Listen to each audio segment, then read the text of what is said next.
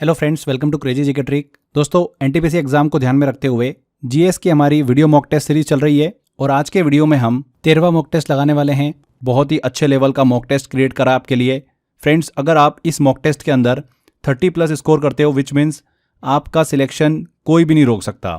101% में लिख के दे सकता हूँ कि CBT 1 आपका क्लियर होगा, बट शर्त है कि इस मॉक टेस्ट के अंदर आपको 30+ स्कोर करना है। देखो, 20 वीडियो की हमारी ये सीरीज है। 20 मॉक टेस्ट लगाएंगे हम एग्जाम से पहले। डेली सुबह 7:30 बजे एग्जाम तक हम ये मॉक टेस्ट लगाने वाले हैं। आपको एक भी मॉक टेस्ट स्किप नहीं करना है। हर एक मॉक टेस्ट आपको अपनी गलती बताएगा। सेल्फ एनालिसिस के थ्रू आप अपने स्कोर को लगभग 25 से 30% यहाँ पर बढ़ा सकते हैं। जो भी स्टूडेंट लास्ट तक टिकेगा, मतलब लास्ट मॉक टेस्ट तक मेरे साथ जाएगा, 100% वो एग्जाम को क्रैक करेगा। इससे पहले हम 12 मॉक टेस्ट लगा चुके हैं।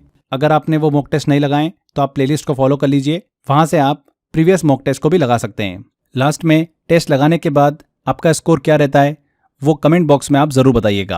अच्छा, लेक्चर स्टार्ट करें उससे पहले कुछ ज़रूरी इंस्ट्रक्शन है इस टेस्ट को लगाने के लिए। पहले एक बार जल्दी से हम वो कवर कर लेते हैं, फिर हम टेस्ट की तरफ चलेंगे। पहला, सीरियस बनो। बिस्तर पर लेटे हो तो उठ जाओ। हमको बैठना है टेबल कुर्सी पर, ठीक है। कोई भी टाइम पास वीडियो नहीं होगा। तुम्हारा रियल प्रैक्टिस टेस्ट है, क्योंकि जिस तरीके से तुम प्रैक्टिस करोगे उसी तरीके से पेपर में परफॉर्मेंस होने वाली है। तो पहला चीज़ समझ में आ गया, हमको बिस्तर पर लेटे लेटे वीडियो नहीं देखना है। टेबल कुर्सी पकड़ लो, टेबल कुर्सी पर बैठकर हमको ये वीडियो कंप्लीट करना है, ये टेस्ट लगाना है। दूसरा रूल ये है कि 1 से 40 तक कॉपी के अंदर एक नंबरिंग कर लो। जो भी आपका क्वेश्चन सही हो रहा है या गलत हो रहा है, आपको यहाँ पर टिक करते हुए चलना है। पहला क्वेश्चन अगर सही होता है तो टिक कर दीजिएगा, दूसरा क्वेश्चन गलत हो रहा है तो गलत करना है, तीसरा क्वेश्चन सही हो रहा है तो सही करना है टिक हमको, ठीक है। लास्ट में हम पूरा स्कोर देखेंगे हमारा कि हम कितना स्कोर कर पा रहे हैं। इसमें मैंने कुछ आपके लिए टारगेट भी रखा है। अगर आप 30+ स्कोर कर लेते हो, विच मीन्स NTPC CBT 1 आपका लगभग निकल ही गया है।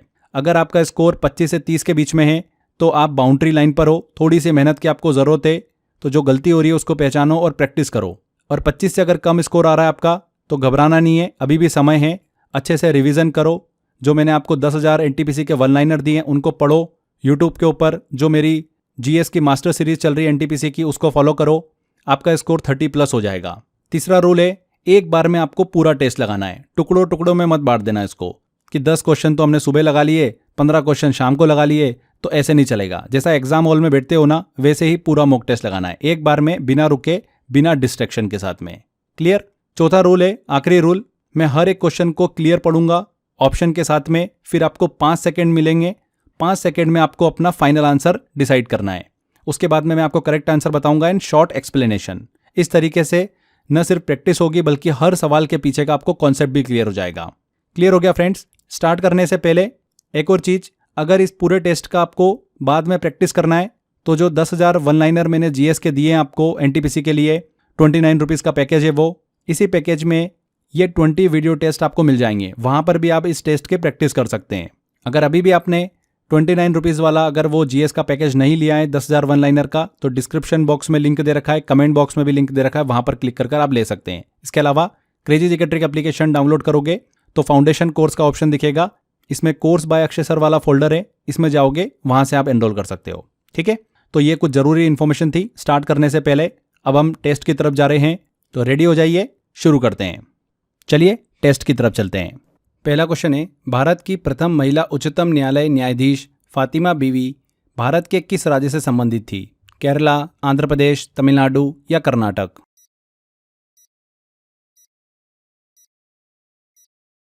तो जस्टिस फातिमा बीवी भारत की पहली महिला सुप्रीम कोर्ट जज थी।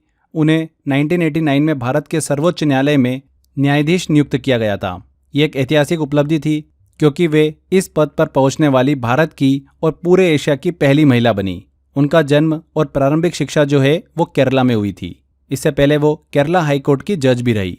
आगे चलकर उन्हें नेशनल ह्यूमन राइट्स कमीशन की सदस्य और तमिलनाडु के राज्यपाल भी बनाया गया था।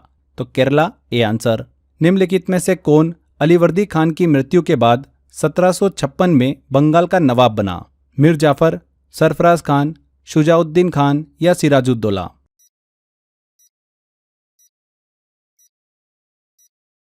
तो अलीवर्दी खान की मृत्यु के बाद 1756 में उनके पोते सिराजुद्दौला बंगाल के नवाब बने थे। कौन? सिराजुद्दौला। सिराजुद्दौला बंगाल के अंतिम स्वतंत्र नवाब थे क्योंकि उनके शासनकाल के तुरंत बाद प्लासी का युद्ध हुआ जिसने भारत में ब्रिटिश शासन की नींव रखी? तो सिराजुद्दौला। अगला है, निम्नलिखित में से कौन सा हवाई अड्डा भारत का पहला सौर ऊर्जा से संचालित होने वाला हवाई अड्डा है? ऑप्शन है केम्पेगौड़ा अंतर्राष्ट्रीय हवाई अड्डा बेंगलुरु, इंदिरा गांधी अंतर्राष्ट्रीय हवाई अड्डा दिल्ली, कोचीन अंतर्राष्ट्रीय हवाई अड्डा केरल या छत्रपति शिवाजी महाराज हवाई अड्डा मुंबई।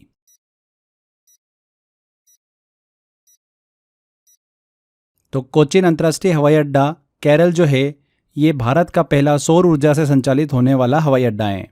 भारत का तो पहला है ही सही, दुनिया का पहला पूर्ण रूप से सौर ऊर्जा से संचालित होने वाला हवाई अड्डा है। इसने 2015 में अपने संपूर्ण संचालन के लिए 100% सोलर एनर्जी पर स्विच किया। इसके लिए कोचीन अंतर्राष्ट्रीय हवाई अड्डा जो है CIAL उसको United Nations champions of earth award भी मिल चुका है। तो सी आंसर। एक 18 वोल्ट की बैटरी से जलने वाला बल्ब 3 एम्पियर करंट लेता है तो उसका प्रतिरोध रेजिस्टेंस क्या होगा? ऑप्शन है 6 ओम, 2 ओम, 4 ओम या फिर 3 ओम।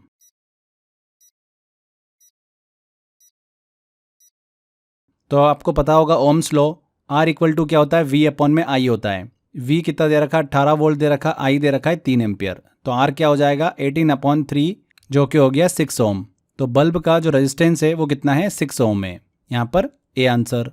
निम्नलिखित में से किसने अपने सैनिकों के लिए सैन्य शहर सीरी का निर्माण किया?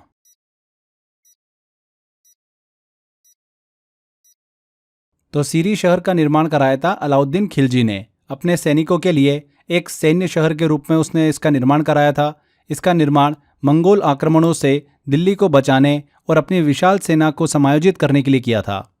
सीरी दिल्ली का दूसरा ऐतिहासिक शहर था जो कुतुब मीनार परिसर के पास स्थित मूल शहर के बाद बनाया गया था। तो किसने? अलाउद्दीन खिलजी ने। अगला है, निम्नलिखित में से कौन सा सबसे मजबूत पासवर्ड है? ऑप्शन है APRFD@2021, hello 12345678 पासवर्ड या फिर 12345678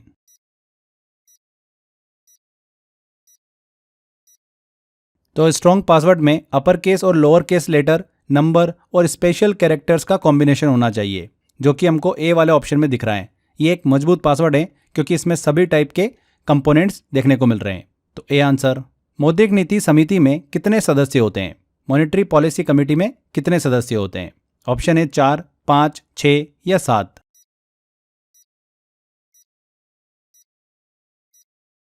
तो MPC जो होता है भारत में रेपो रेट और दूसरी मौद्रिक दरें तय करने का काम करती हैं।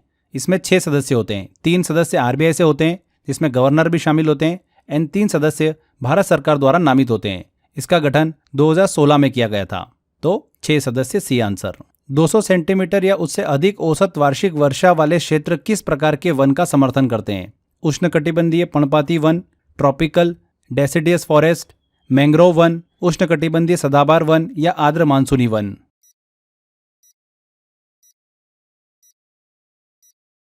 तो जिन क्षेत्रों में 200 सेंटीमीटर या उससे अधिक औसत वार्षिक वर्षा होती है वे मुख्य रूप से ट्रॉपिकल एवरग्रीन फॉरेस्ट के विकास के लिए अनुकूल होते हैं, उष्णकटिबंधीय सदाबहार वनों के लिए। इन वनों को सदाबहार इसलिए कहा जाता है क्योंकि यहाँ के पेड़ अपनी पत्तियां एक साथ नहीं गिराते हैं, जिससे वन पूरे साल हरे भरे दिखाई देते हैं। तो tropical evergreen forest C answer. नीचे दिए गए विकल्पों में से सर्वाधिक क्रियाशील धातु का चयन करना है। कॉपर, जिंक, सोडियम या फिर आयरन।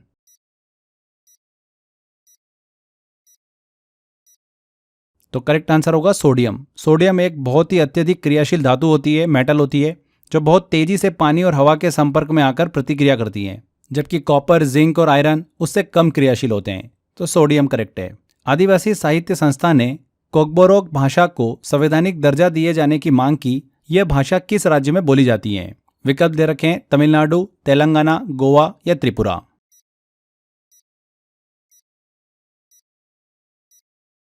तो कोकबोरोक भाषा मुख्य रूप से त्रिपुरा राज्य में बोली जाती हैं। ये वहाँ के बोरोक या त्रिपुरी लोगों की मातृभाषा है, मुख्य रूप से त्रिपुरा में बोली जाती हैं। इसके अलावा असम और मिजोरम के कुछ इलाकों में भी लोग इस भाषा का इस्तेमाल करते हैं। कोकबोरोक भाषा तिब्बत और बर्मा मतलब म्यांमार क्षेत्र से जुड़ी भाषाओं की तरह ही होती हैं। जनवरी 1979 को त्रिपुरा सरकार ने कोकबोरोक को राज्य की आधिकारिक भाषा के रूप में मान्यता दी थी। तो यहाँ पर डी आंसर। पंजाब पुनर्गठन अधिनियम के तहत पंजाब और हरियाणा राज्यों के निर्माण की सिफारिश किस समिति ने की थी? धर आयोग, दास आयोग, शाह आयोग या महाजन आयोग।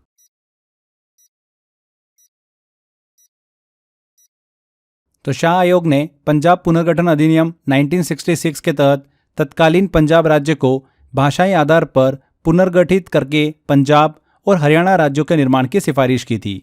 इस आयोग का गठन 1966 में न्यायमूर्ति जेसी शाह की अध्यक्षता में किया गया था। इस अधिनियम के तहत चंडीगढ़ शहर को 2 राज्यों की संयुक्त राजधानी बनाया गया और इसे एक केंद्र शासित प्रदेश के रूप में भी प्रशासित किया गया। तो किस कमीशन के द्वारा? शाह कमीशन। नेक्स्ट है, पानी का क्वथनांक बॉइलिंग पॉइंट क्या होता है? 210 degree Fahrenheit, 212 degree Fahrenheit, 214 degree Fahrenheit या 208 डिग्री फ़ारेनहाइट?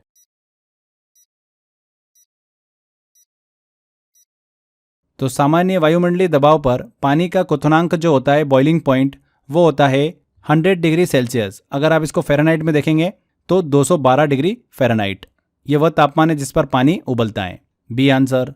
प्रधानमंत्री नरेंद्र मोदी को मित्र विभूषण पुरस्कार किस देश द्वारा प्रदान किया गया? भूटान, नेपाल, श्रीलंका या मॉरिशस?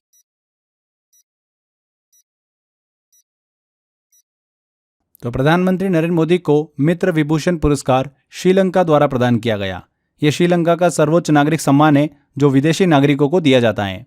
अच्छा, एक चीज और ध्यान रखिएगा, grand commander of the order of the star and की ऑफ द इंडियन ओशन, ये मॉरिशस का सर्वोच्च नागरिक सम्मान है। प्रधानमंत्री मोदी ये सम्मान प्राप्त करने वाले पहले भारतीय हैं। मार्च 2025 में उन्हें इस सम्मान से सम्मानित किया गया। अगला है, परमाणु संख्या 35 वाले किस रासायनिक तत्व में तीक्ष्ण गंध वाला गहरा लाल भूरा तरल होता है? टेनिसिन, क्लोरीन, एस्टेटिन या ब्रोमीन?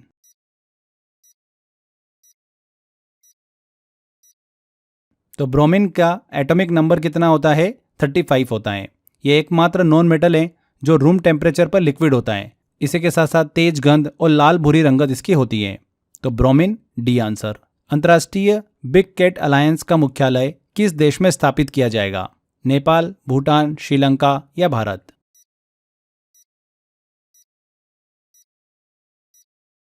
तो अंतर्राष्ट्रीय बिग कैट अलायंस एक नई पहल है जिसका उद्देश्य दुनिया की 7 प्रमुख बड़ी बिल्लियों मतलब बाघ, शेर, तेंदुआ, हिम तेंदुआ, प्यूमा, जगुआर और चीता का संरक्षण करना है।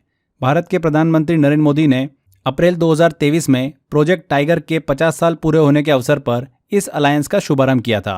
ये घोषणा की गई कि IBCA का मुख्यालय भारत में स्थापित किया जाएगा और दुनिया की 7 प्रमुख बड़ी बिल्लियों का संरक्षण किया जाएगा। तो डी आंसर, भारत। ऑपरेशन चक्रव्यूह किस एजेंसी द्वारा चलाया गया? एनफोर्समेंट डायरेक्टरेट, प्रवर्तन निर्देशालय, राष्ट्रीय जांच एजेंसी, CBI या इंटेलिजेंस ब्यूरो के द्वारा?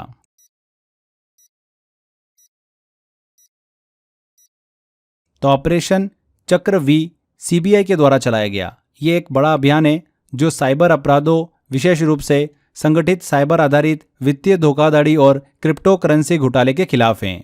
तो ऑपरेशन चक्रव्यूह CBI द्वारा शुरू किया गया। C answer. 1834 में किसने यह नियम दिया था कि प्रेरित धारा उस प्रभाव का विरोध करती है जो उसे उत्पन्न करता है? David Brewster, Henry Moseley, Christian Doppler या फ्रेडरिक लेंज?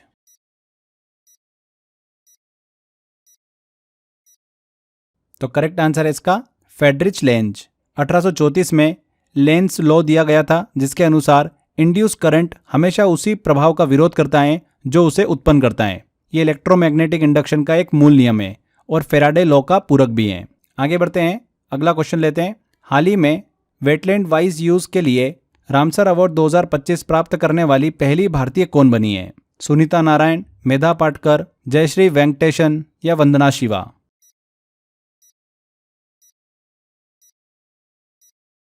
तो हाल ही में Jayashree Venkatesan wetland wise use श्रेणी में रामसर अवार्ड 2025 प्राप्त करने वाली पहली भारतीय बनी है। उन्हें यह सम्मान वेटलैंड्स मतलब आर्द्र भूमि के संरक्षण और उनके स्थायी उपयोग में उनके महत्वपूर्ण योगदान के लिए दिया गया है। तो यहाँ पर सी आंसर। हाल ही में जारी आंकड़ों के अनुसार 2024 में चाय निर्यातक देशों में भारत किस स्थान पर रहा है? पहले, दूसरे, तीसरे या चौथे?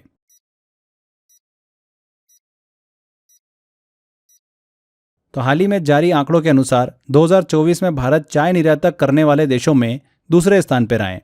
इस उपलब्धि के साथ भारत ने श्रीलंका को पीछे छोड़ दिया है जो पहले इस स्थान पर था।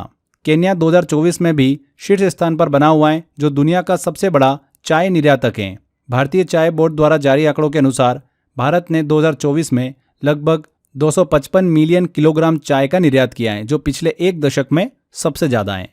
तो सेकंड, वित्त वर्ष 2023-24 में भारत को सबसे अधिक रिमिटेंस किस देश से प्राप्त हुआ है? संयुक्त अरब अमीरात, संयुक्त राज्य अमेरिका, सऊदी अरब या यूनाइटेड किंगडम?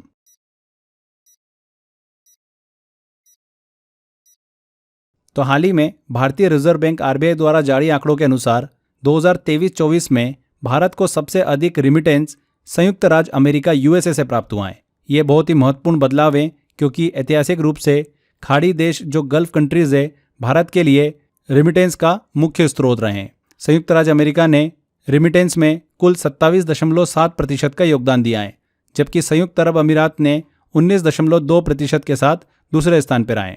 यहाँ पर रिमिटेंस का मतलब ये है कि विदेशों से भारत में पैसा आया है। तो किस देश से सबसे ज़्यादा भारत में पैसा आया है, वो बात हो रही है। तो यूएसए यहाँ पर करेक्ट आंसर है। यहाँ पर आगे बढ़ें, 20 सेकंड के अंदर जल्दी से मैं एक छोटी सी इन्फॉर्मेशन आपको दे देता हूँ। लास्ट टाइम के लिए एनटीपीसी का कंप्लीट पैकेज हमने आपके लिए अवेलेबल करा दिया है। जीएस, मैथ्स एंड रीजनिंग तीनों की यहाँ पर आपको ई बुक मिल जाएगी इस पैकेज के अंदर। मैथ्स के टॉपिक वाइज आपको यहाँ पर ई बुक मिल जाएगी विथ सॉल्यूशन के साथ में, ऐसे रीजनिंग की भी मिल जाएगी। एंड जीएस के आपको यहाँ पर लास्ट टाइम रिवीजन के लिए 1 लाइनर दिए गए हैं। तो 64 रुपीज़ का पैकेज है मात्र, ये आप ले सकते हैं इसको। डिस्क्रिप्शन बॉक्स और कमेंट बॉक्स में लिंक दे रखा है।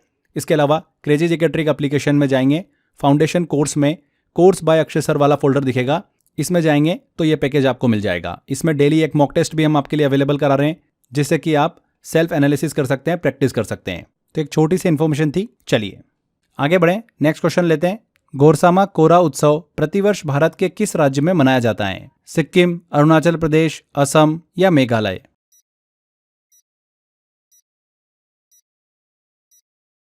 तो गोरसामा कोरा उत्सव हर साल भारत के अरुणाचल प्रदेश राज्य में मनाया जाता है। यह एक महत्वपूर्ण बौद्ध त्योहार है, जिसे मुख्य रूप से तवांग जिले में स्थित गोरसाम चाटेन में मनाया जाता है। ये चाटेन मतलब स्तूप जो है 13वीं शताब्दी में बनाया गया था। तो यहाँ पर अरुणाचल प्रदेश बी आंसर। गरीबी को 2029 तक समाप्त करने के उद्देश्य से P4 पहल किस राज्य में शुरू की गई है? तेलंगाना, आंध्र प्रदेश, कर्नाटक या तमिलनाडु?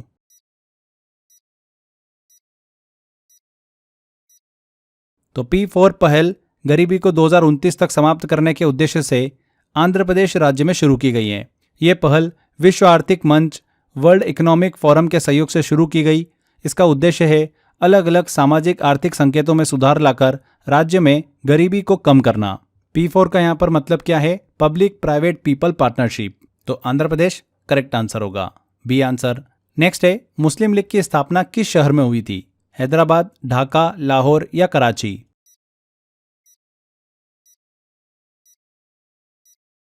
तो मुस्लिम लीग की स्थापना 30 दिसंबर 1906 को तत्कालीन ब्रिटिश भारत के ढाका शहर में हुई थी, जो अब बांग्लादेश की राजधानी है। इसकी स्थापना का उद्देश्य क्या था? ब्रिटिश भारत में मुसलमानों के राजनीतिक अधिकारों की रक्षा करना और उन्हें बढ़ावा देना। इस संगठन की स्थापना आगा खां तृतीय के नेतृत्व में की गई थी। इसके संस्थापकों में ढाका के नवाब सलीमुल्लाह खान और मोहसिन उल मुल्क जैसे प्रमुख मुस्लिम नेता शामिल थे। तो कहां पर की गई थी? ढाका में, बी आंसर। नेक्स्ट है, राम सहाय पांडे जिनका हाल ही में निधन हुआ, वे किस क्षेत्र से संबंधित थे? पॉलिटिक्स, फोक डांस, जर्नलिज्म या साइंस?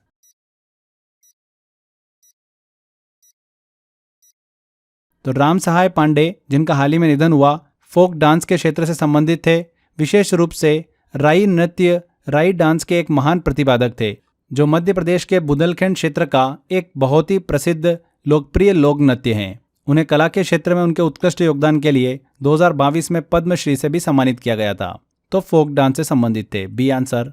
कौन सा देश भूमध्य सागर और काला सागर दोनों की सीमा पर स्थित है? यूनान, टर्की, बुल्गारिया या इजिप्ट?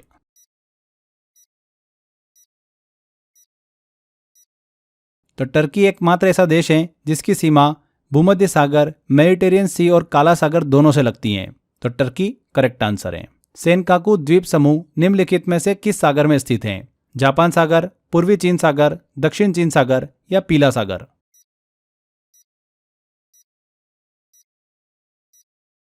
तो सेनकाकू द्वीप समूह किस सागर में स्थित है? पूर्वी चीन सागर में स्थित है। यह द्वीप जापान, चीन और ताइवान के बीच एक जटिल क्षेत्रीय विवाद का विषय भी हैं। तीनों देश इन द्वीपों पर अपना दावा करते हैं। हमेशा सुर्खियों में देखने को मिलता है।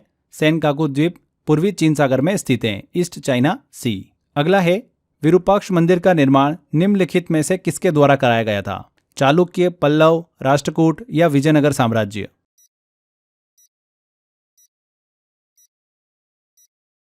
तो विरूपाक्ष मंदिर कर्नाटक के हम्पी में स्थित है और ये भगवान शिव के एक रूप विरूपाक्ष को समर्पित है। इस मंदिर का इतिहास 7वीं शताब्दी से चला आ रहा है, जब यह एक छोटा सा धार्मिक स्थल था। हालांकि इस मंदिर को इसकी वर्तमान भव्यता और विशाल परिसर विजयनगर साम्राज्य के शासकों के तहत मिली थी। विजयनगर साम्राज्य के शासक देवराय द्वितीय के अधीन सेनापति लक्कन दंडेशा ने इसका विस्तार कराया था। बाद में कृष्णदेव राय जैसे महान शासकों ने भी इसमें महत्वपूर्ण योगदान दिया। तो विरूपाक्ष मंदिर का निर्माण किसके द्वारा कराया गया था? विजयनगर साम्राज्य के द्वारा। नेक्स्ट है मातानी पछेड़ी पेंटिंग निम्नलिखित में से किस राज्य से संबंधित है? राजस्थान, गुजरात, मध्य प्रदेश या महाराष्ट्र?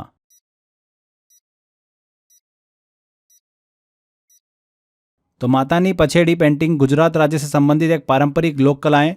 ये कला मुख्य रूप से गुजरात के वाघरी समुदाय द्वारा की जाती हैं। इस कला को हाल ही में जीआई टैग भी प्राप्त हुआ है, जो इसकी विशिष्टता और उत्पत्ति को प्रमाणित करता है। तो बी आंसर गुजरात। भारत में किस प्रकार का संघवाद देखा जाता है? सहकारी परिसंघ, सहकारी संघवाद, सहकारी परिसंघो संघवाद या उपरोक्त में से कोई नहीं?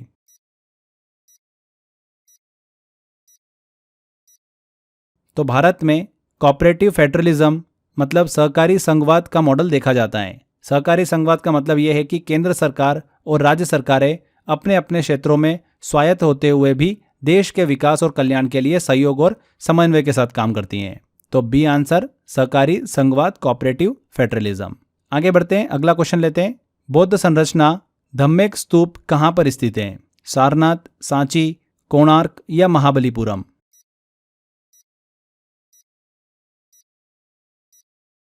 तो धम्मेक स्तूप एक बहुत ही प्रसिद्ध महत्वपूर्ण बौद्ध संरचना है। ये सारनाथ में स्थित है, जो कि उत्तर प्रदेश में वाराणसी के पास है। यह पवित्र स्थान है जहां पर भगवान बुद्ध ने ज्ञान प्राप्त करने के बाद अपना पहला उपदेश दिया था। इसे धर्म चक्र प्रवर्तन कहा जाता है, जिसका अर्थ है धर्म के चक्र को गतिमान करना। धम्मेक स्तूप 500 ईस्वी में मौर्य सम्राट अशोक द्वारा 249 ईसा पूर्व में निर्मित एक पहले के ढांचे की जगह पर बनाया गया था। तो धम्मेक स्तूप कहाँ पर स्थित है? सारनाथ में।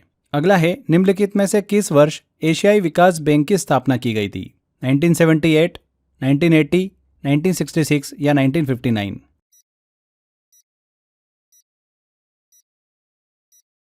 तो एशियन डेवलपमेंट बैंक एडीबी की स्थापना दिसंबर 1966 को की गई थी। इसका प्रमुख उद्देश्य क्या था?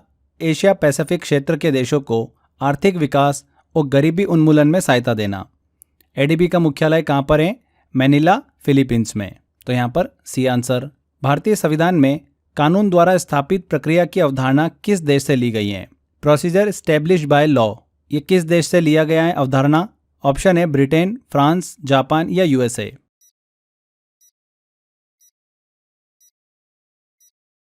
तो भारतीय संविधान में प्रोसीजर एस्टेब्लिश्ड बाय लॉ की अवधारणा जापान के संविधान से ली गई है। ये हमारे संविधान के आर्टिकल 21 से जुड़ी हुई है, जो कहता है किसी भी व्यक्ति को उसके जीवन या व्यक्तिगत स्वतंत्रता से विधि द्वारा स्थापित प्रक्रिया के अतिरिक्त वंचित नहीं किया जाएगा। यानी आपकी लाइफ और पर्सनल लिबर्टी को छीनने के लिए भी कानून चाहिए। सरकार किसी इंसान को न तो मार सकती है, न ही उसकी आज़ादी छीन सकती है, जब तक कि कोई कानून ऐसा करने की अनुमति न दे।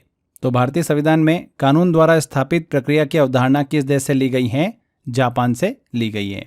कांची का विख्यात कैलाशनाथ मंदिर किसने बनवाया था? नंदीवर्मन द्वितीय, नरसिंहवर्मन द्वितीय, कृष्ण प्रथम या कृष्ण द्वितीय ने?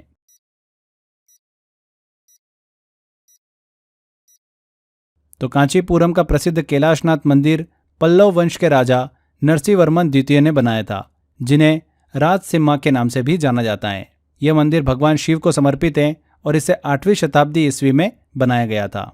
तो बी आंसर। सामान्य फसलों को उगाने के लिए उपजाऊ भूमि का संभावित पीएच मान क्या है? 3, 4, 6 से 7 या 9 से 10?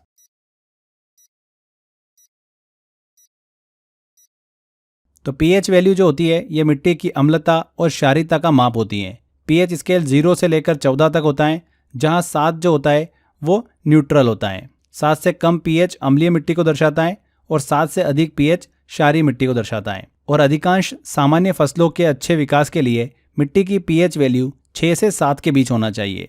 ये जो रेंज है पौधों के पोषक तत्वों को मिट्टी से अवशोषित करने के लिए सबसे उपयुक्त होती हैं।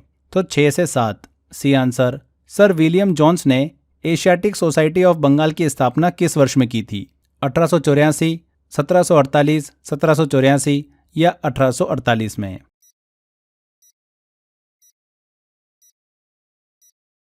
तो सर विलियम जोन्स ने जनवरी 1784 को कलकत्ता में एशियाटिक सोसाइटी ऑफ बंगाल की स्थापना की थी। इस सोसाइटी की स्थापना का उद्देश्य था एशिया, विशेषकर भारत के इतिहास, पुरातत्व, कला, विज्ञान और साहित्य का अध्ययन करना और उसे बढ़ावा देना। तो 1784। निम्नलिखित में से कौन से उपधातु हैं? मेटलॉइड्स हैं। Boron, oxygen, aluminium, boron, mercury, iron, boron, silicon, antimony या एल्यूमिनियम, मरकरी, कॉपर?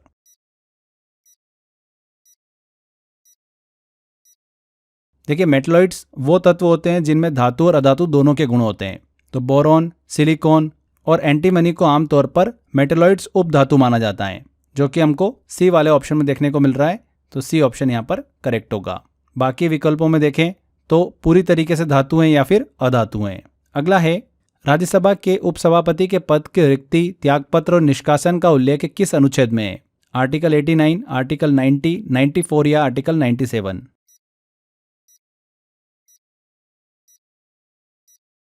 तो भारतीय संविधान के आर्टिकल 90 में राज्यसभा के उपसभापति के पद से संबंधित 3 प्रमुख बातें की गई हैं। पद की रिक्ति, वेकेशन ऑफ ऑफिस, त्यागपत्र और रिमूवल फ्रॉम ऑफिस। यदि उपसभापति राज्यसभा का सदस्य नहीं रहता है तो उसका पद रिक्त हो जाएगा। उपसभापति अपना इस्तीफा सभापति को लिखित रूप में दे सकता है एंड उपसभापति को राज्यसभा के सदस्यों के बहुमत से पारित एक प्रस्ताव द्वारा उसके पद से हटाया जा सकता है, बशर्ते ऐसा प्रस्ताव को पेश करने के कम से कम 14 दिन पहले सूचना दी गई हो। तो ये सभी बातों का उल्लेख आर्टिकल 90 में हमको देखने को मिलता है। तो यहाँ पर बी आंसर सही होगा, आर्टिकल 90। कावेरी नदी पर स्थित शिव समुद्रम जलप्रपात किस राज्य में स्थित है? तमिलनाडु, केरल, कर्नाटक या आंध्र प्रदेश?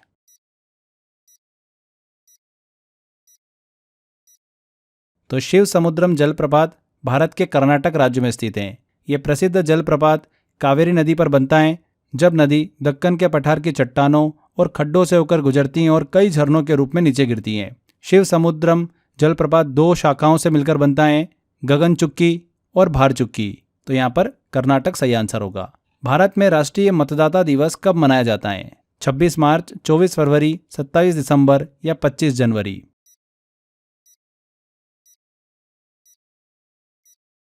तो नेशनल वोटर्स डे हर साल 25 जनवरी को मनाया जाता है। यह दिन इसलिए चुना गया है क्योंकि इलेक्शन कमीशन ऑफ इंडिया की स्थापना 25 जनवरी 1950 को हुई थी। तो 25 जनवरी। पंचवर्षीय योजना के संदर्भ में पीसी महालनोबिस के नाम की चर्चा क्यों की जाती है?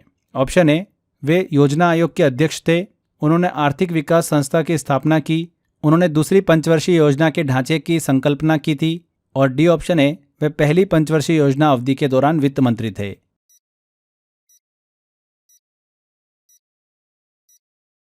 तो पीसी महालनोबिस एक प्रसिद्ध सांख्यिकविद थे। उन्होंने दूसरी पंचवर्षीय योजना के लिए एक खास आर्थिक विकास मॉडल तैयार किया था जिसे महालनोबिस मॉडल कहते हैं। इस योजना में हेवी इंडस्ट्रीज और कैपिटल गुड्स सेक्टर पर जोर दिया गया, इसलिए उन्हें दूसरी योजना के संरचनात्मक विचार के लिए जाना जाता है। तो सी आंसर यहाँ पर करेक्ट दिख रहा है, उन्होंने दूसरी पंचवर्षीय योजना के ढांचे की संकल्पना की थी। तो ये 40 क्वेश्चन हमारे यहाँ पर कंप्लीट होते हैं। आई होप आपने ज़्यादा से ज़्यादा क्वेश्चन बिल्कुल सही करे होंगे। जिन भी स्टूडेंट्स ने 1000 अगर वन लाइनर को ध्यान से पढ़ा होगा और जो भी मैंने क्वेश्चंस अभी यूट्यूब पे सॉल्व कराए मास्टर वीडियो सीरीज़ के अंतर्गत, उन्होंने सारे क्वेश्चन बड़ी आसानी से बना लिए होंगे। अब आपको करना ये है कि जो भी आपका स्कोर आया है उसको कमेंट बॉक्स में कमेंट करिएगा, पता चलेगा इससे कि आपका स्कोर क्या चल रहा है, और अपने साथ ईमानदार रहिएगा। जो भी आपका फाइनल स्कोर है वही कमेंट करिएगा, जिससे आप नेक्स्ट टाइम अपने स्कोर को इम्प्रूव कर सके।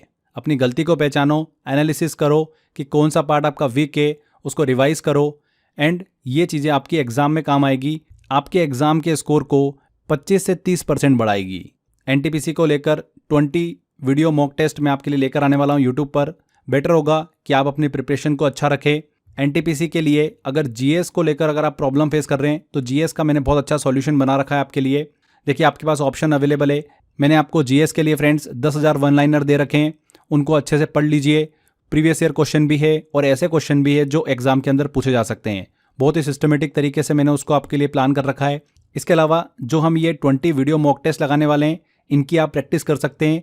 ये भी मैंने इसी पैकेज में, जो अपना 10,000 वन लाइनर वाला पैकेज है जीएस का, इसी में मॉक टेस्ट डाल दिए हैं। आप इसकी वहाँ पर प्रैक्टिस भी कर सकते हैं। तो अलग से आपको कहीं पे भी जाने की ज़रूरत नहीं है। 10,000 जीएस के वन लाइनर वाला पैकेज ले लो। 29 रुपीज़ प्राइस है इसकी मात्र। प्रिंट आउट ले लेना, 30-40 रुपये में प्रिंट आउट निकल जाएगा आपका। अच्छे से रिवीजन करते रहो। कहाँ से लोगे आप ये? तो डिस्क्रिप्शन बॉक्स और कमेंट बॉक्स में लिंक दे रखा है, यहाँ से भी आप इस पैकेज को ले सकते हो। इसके अलावा crazy GK trick application download करोगे, वहाँ पर फाउंडेशन कोर्स वाला एक फोल्डर है, जिसमें जाओगे तो कोर्स बाय अक्षय सर वाला फोल्डर दिखेगा, इसमें आपको मिल जाएगा। ऊपर ही ऊपर ऑप्शन दे रखा है, वहाँ पर आप क्लिक कर कर इसको एनरोल कर सकते हैं। तो आज के सेशन में फ्रेंड्स इतना ही। वीडियो अगर अच्छा लगा है, मेहनत अच्छी लगी है, तो वीडियो को लाइक ज़रूर कर दीजिएगा, शेयर जरूर कर दीजिएगा, एंड कमेंट करके ज़रूर बताइएगा कि वीडियो कैसा लगा।